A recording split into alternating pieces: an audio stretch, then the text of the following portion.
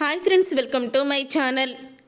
పల్లవికి చక్రపాణికి అదిరిపోయే షాక్ ఇచ్చి రాజేంద్ర ప్రసాద్ ఆస్తిని మొత్తం తిరిగొచ్చేలా చేసిన అవనికి క్షమాపణ చెప్పిన పల్లవి చేసిన తప్పుని తెలుసుకొని అవని ఫోటోని చూసి కుమిలిపోతున్న అక్షయ్ అసలు ఇదంతా ఎలా జరగబోతుంది అనేది అవని చెప్పిన విధంగానే పల్లవిని ఫాలో అవుతూ ఉంటాడు శ్రీకర్. అయితే ఇక పల్లవి ఇంటి దగ్గర నుంచి ఏదో పనుందని చెప్పి బయటికైతే వెళ్తుంది. అలా బయటికి వెళ్తున్న పల్లవిని శ్రీకర్ అయితే గమనిస్తాడు.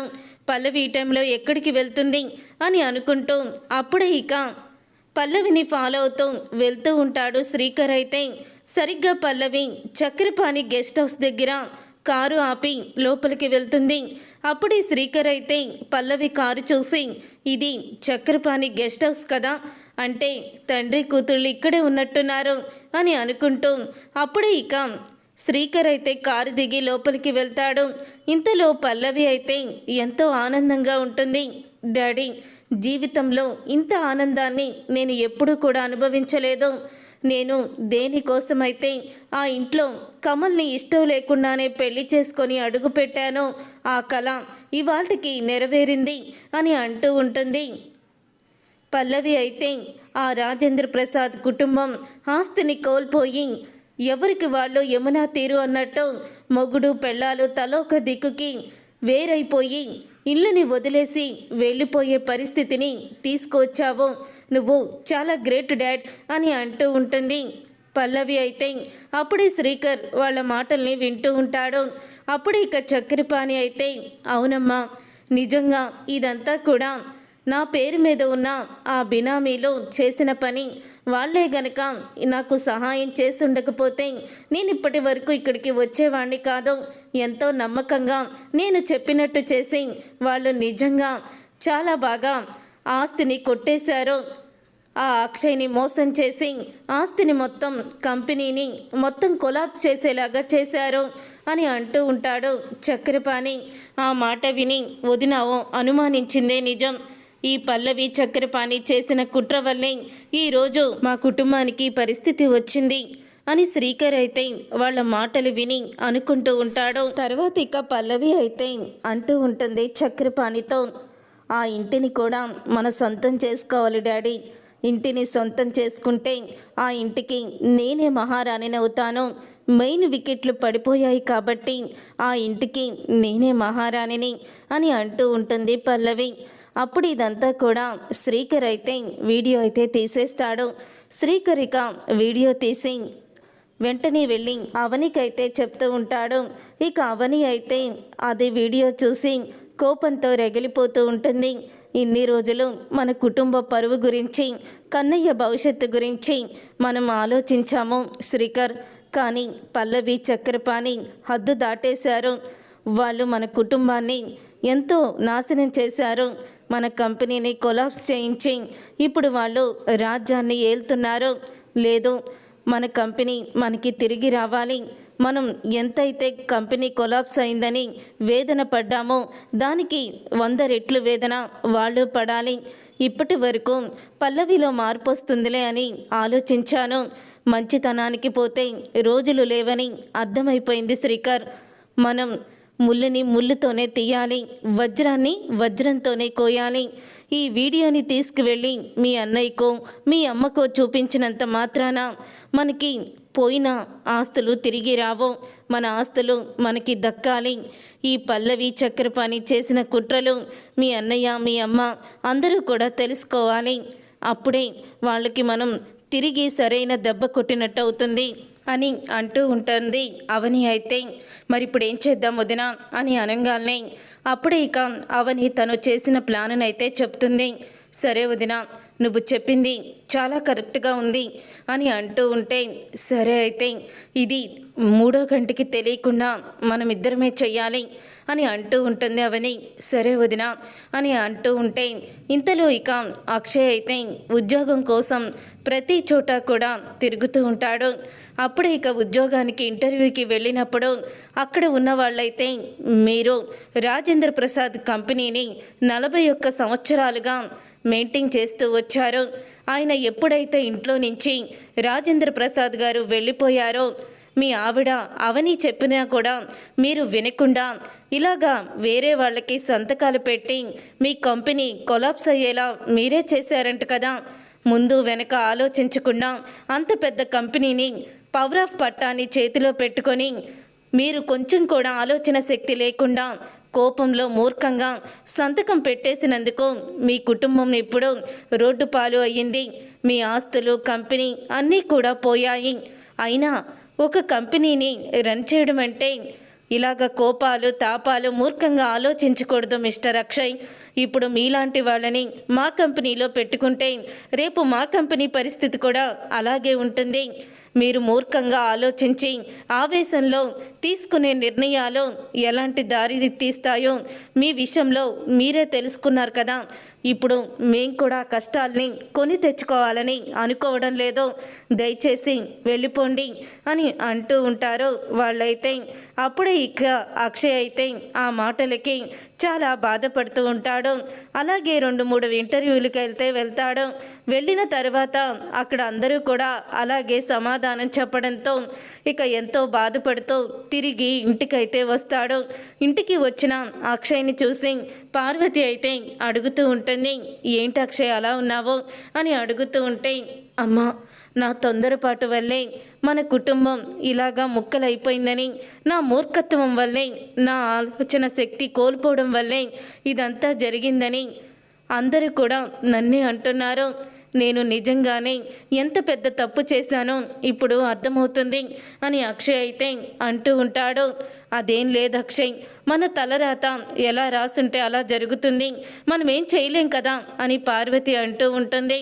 లేదమ్మా, నేను మాత్రం ఆలోచించకుండానే చేశాను.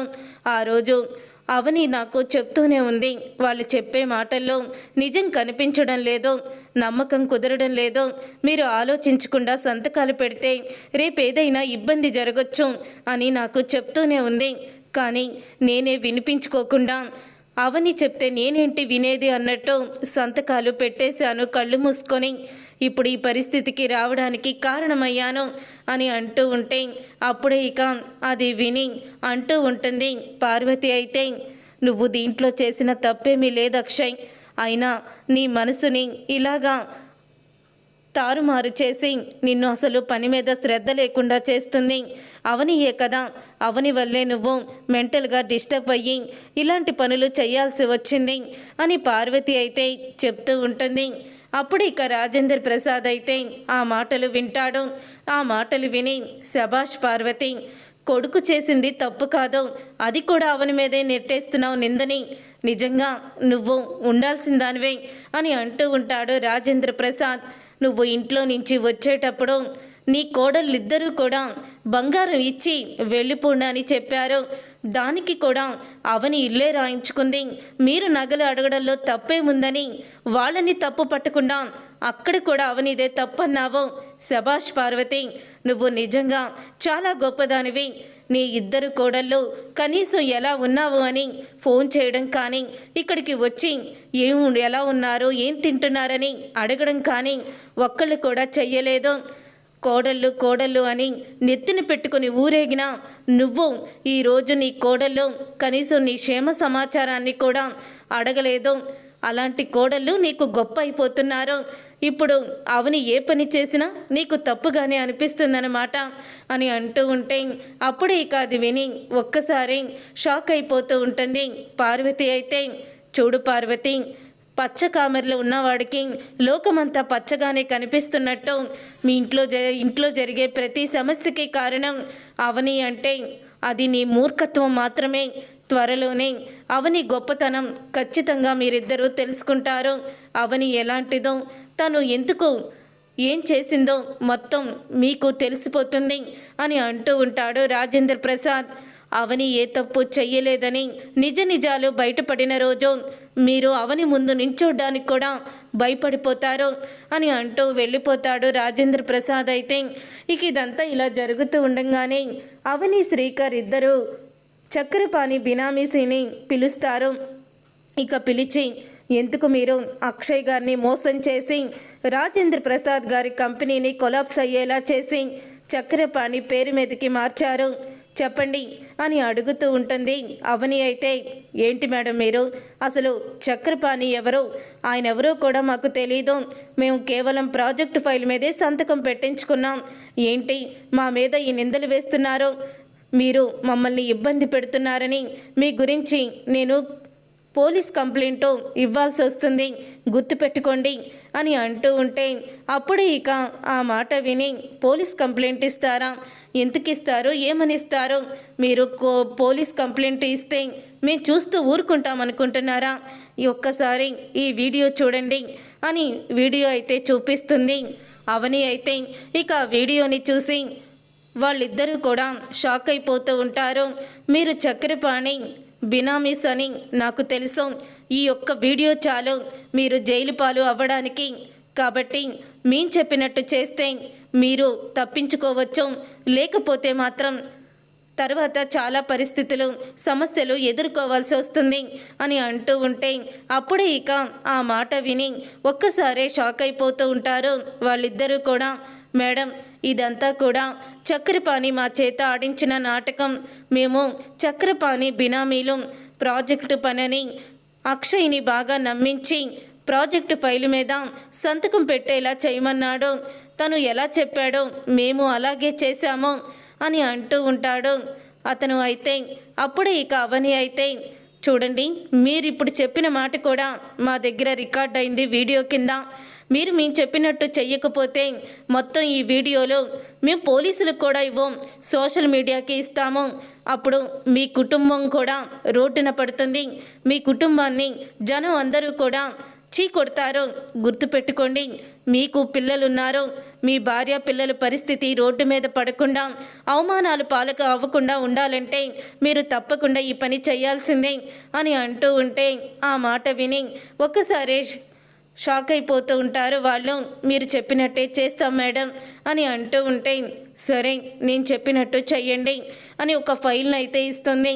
ఈ ఫైల్ మీద మీరు చక్రపాణి సంతకాలు పెట్టించాలి అని అనగానే, మేడం ఏది ఏం చెప్పకుండా చక్రపాణి ఎలా సంతకాలు పెడతాడో అని అంటూ ఉంటే, ఏముంది మీరు చక్రపాణి ఎలా చెప్తే అలాగే చేశారు కదా, ఇప్పుడు నేను చెప్పినట్టే చెయ్యండి, నేను చెప్పినట్టే అతనికి చెప్పండి, మీరు బాగా నమ్మిన బంటులు కదా ఆయనకి, మీరు చెప్పింది నిజమే అనుకొని అతను సంతకం పెట్టేస్తాడు అని అంటూ ఉంటే, అప్పుడే సరే మేడం అని చెప్పి వాళ్ళిద్దరూ ఆ ఫైల్ తీసుకొని చక్రపాణి దగ్గరికి అయితే వెళ్తారు. అప్పుడే చక్రపాణి, ఏంటి అర్జెంటుగా నాతో ఏదో మాట్లాడాలని ఫోన్ చేశారు అని చక్రపాణి అంటూ ఉంటే, ఏం లేదు చక్రపాణి గారు, మొన్న రాజేంద్ర ప్రసాద్ గారి కంపెనీ కొలాప్స్ చేసినప్పుడు మేము సంతకాలు పెట్టించుకున్నాం కదా, ఇప్పుడు వాటన్నిటినీ ఆస్తులన్నిటినీ మీ పేరు మీదకి ట్రాన్స్ఫర్ చేయాలని మేము అనుకుంటున్నాము, అందుకని మీరు సంతకాలు పెట్టాలి అని చెప్తూ ఉంటే, ఓ అదా సరే సంతకాలు పెట్టేస్తాను అని అంటూ ఉంటాడు చక్రపాణి. అంతలో పల్లవి కూడా వస్తుంది. ఇక పల్లవి చేత కూడా సంతకాలు పెట్టించమని చెప్తూ ఉంటారు. అంటే మీ ఇద్దరికీ కూడా ఆస్తికి సంబంధం ఉన్నట్టు పల్లవి గారికి కూడా హక్కు ఉంటుంది కదా అని అంటూ ఉంటారు వాళ్ళైతే.